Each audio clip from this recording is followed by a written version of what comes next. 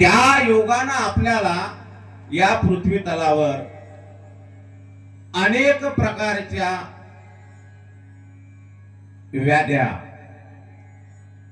अनेक प्रकारचे क्लेश, अनेक प्रकारचे दुःख सहन करावे लागतात. वंदनीय राष्ट्रसंत तुकडोजी महाराज म्हणतात की सुख दुःख भोग सारे चुकतील का कुणाला, हो संत देव साधू राजा किंवा प्रजेला.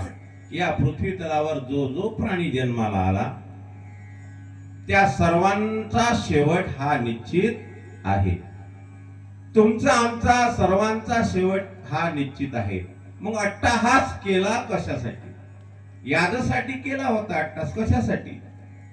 का आपण ज्यावेळेस मानव रूपामध्ये जन्माला आलो, जन्माला येत असताना ज्यावेळेस आपण भगवंताला काही गोष्टी कबूल केल्या की हे भगवंता तू मला लवकर बाहेर काढ.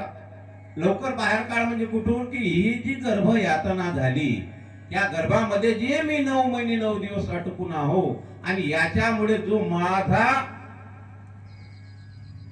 शरीराचा जो दाह होत आहे